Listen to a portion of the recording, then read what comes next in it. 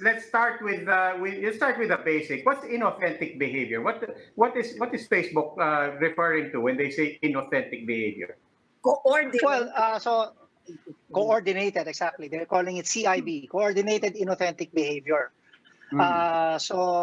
Facebook has been in the media for many years now, because of activities of many people on their platform that have a tendency to be, well, either false or spreading false information, and or if not, then they are using fake accounts, right, in a coordinated way.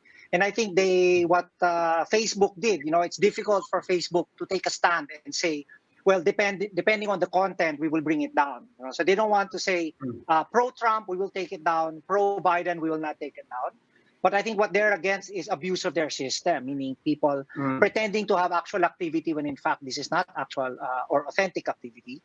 And so they have a policy of taking down these, what they call coordinated inauthentic behavior. So these are sort of a series of fake accounts that really just talk to each other, and they try to rile up other people and pull them into the conversation. Okay. Now, Attorney Disini, first of all, Facebook did go to great lengths to emphasize this is about behavior. This is not about Yes. Content. Diba? Why is that an important distinction to make? Because if it's content based, then they get themselves into more trouble, right? Like which side will they choose? Right. Right? First Amendment. Exactly. Because of First Amendment issue in the US, they're very strong. They have a very strong First Amendment, free speech, free press rights. So they don't want to get into trouble in that end. But they do understand that people pretending to be sort of authentic Facebook users, this has been documented already, where trolls or fake accounts were able to actually create and have a rally in the real world. So we saw this in the US in the last elections. So there was a rally, and there was a rally on both sides. It was everything. All of the people who coordinated it were not in the US. They were apparently trolls. So having seen the impact of sort of the online world into the real world, I think they saw their responsibility to try to stop as much of this activity as possible.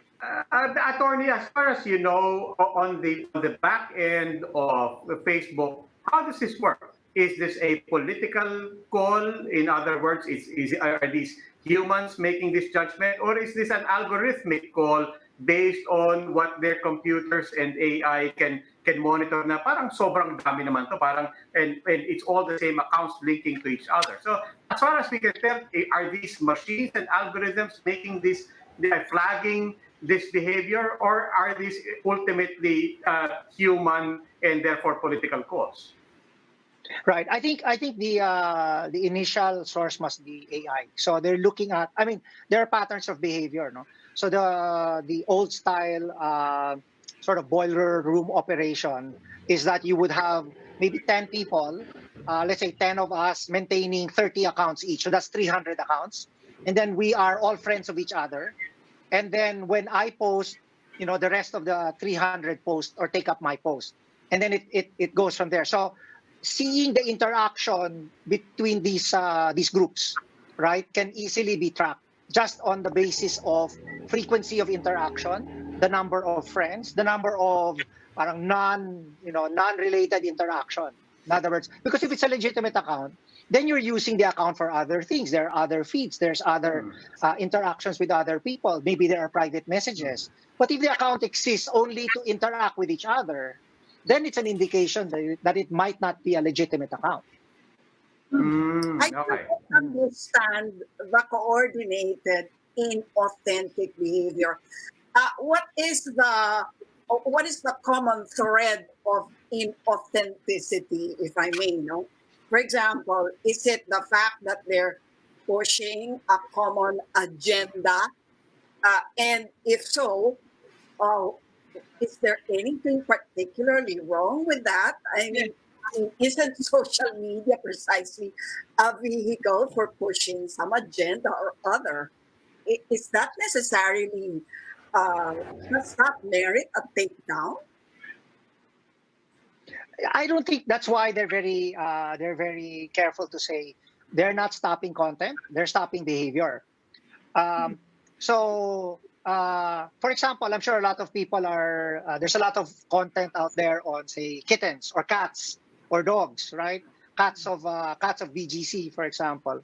Now, if you look at that community and you analyze the participants, if the Facebook users seem to be authentic because they have activities outside of Cats of BGC and that they only spend, maybe 5% of their time, then that's probably legit.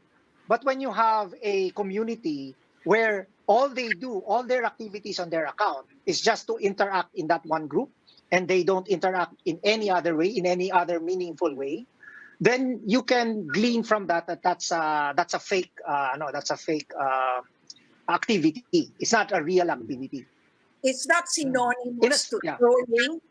Is it? Pardon? Is it synonymous to being a troll? Being a troll farm? Is that because when you say, well, in a sense, it's inauthentic. Trolling kasi I think talks about sort of targeting people, right? Where we all gang up on one person. Those are one of the activities. In this particular case, it's more of pushing a particular agenda, and you try to make the agenda more salient because a lot of people are interacting about it. This can be very contentious. I mean, I'll give you an example. It's entirely possible that if I were to do this, so for example, Congress is considering, for example, Bayanihan 2, right? And I'm in favor of, say, the 60-day grace period for loans, right? So what I can do, you can buy Facebook advertising that's targeted to a certain zone. So you can say Batasan Pambansa, right? Within the Batasan Pambansa, anybody in Batasan Pambansa will receive that ad. And right, and then you can start pushing your community, which is all about kawawa naman ako, COVID has decimated me, right? And I coordinate that. So if you're a member of Congress, you're sitting and you're doing Facebook on your phone. Suddenly you're seeing, oh my gosh, there's a lot of people suffering. So maybe we should pass this 60-day. So it could be something as subtle as that. Attorney, we're talking about politics here. Sige, kung halimbawa I'm a politician, I want to promote something, no? And then I hire a group or I have supporters. Lahat sila sinabi ko, let's push this agenda sa social media. I mean, is there a law against it? I mean, do we even have a law against coordinated inauthentic behavior on social media? Coordinated behavior is okay, right? If I can get social media. No, if it's inauthentic, yes. If it's inauthentic, then you could theoretically be violating the Cybercrime Prevention Act because then you can say that's inauthentic. Attorney, do we have a legal definition of inauthentic? Yeah. So in the law, we have these two things called computer-related fraud and computer-related forgery. Basically, putting up false information with the intention of having people act on that information. So if I'm putting up false information, such as that 50 people or 100 people are genuinely agree on this particular topic, right? That activity is untrue. So that's false information. That's false computer data. I'm putting it up there in order to have somebody rely on that information. Arguably, I would have violated the Cybercrime Prevention Act, and that would be a cybercrime. But in the attorney, what's the most serious scenario that can emerge from this? I mean, given that this is talking about police, it's talking about, in fact, some police who are specifically tasked to manage social media, Facebook, and some critics are trying to make the case, therefore, that this was an organizational push. And then finally, some of the behavior that is being flagged does go to content. They are at least pointing out some of these were used to red tag, possibly put some people's lives in danger. In terms of laws and things that critics might want to put forward out there, what's the most serious case that can be made of this? I mean, you can. You can let your imagination run wild. I mean, you could arguably justify, say, a coup, right? Change in government, support for certain groups, make it appear that there's groundswell for this particular person, or change in government. It might spur people in the armed forces to take action, or people with guns to take action. Because it's all about perception. If you can change the people's perception about what's going on, you may cause them to act. So there might be a group that is armed who don't feel a threat. Suddenly, a threat appears on Facebook, and it leads them to believe that that's reality, and therefore they will then take action. But that's an extreme. I don't think we've actually seen that. What we've seen is people who are sort of neutral on a topic can be cajoled to take a side, pushed to one side or another on a topic. And in that sense, like in the U.S. elections, there seems to be some indication that it could have affected the result in some key areas, some key states.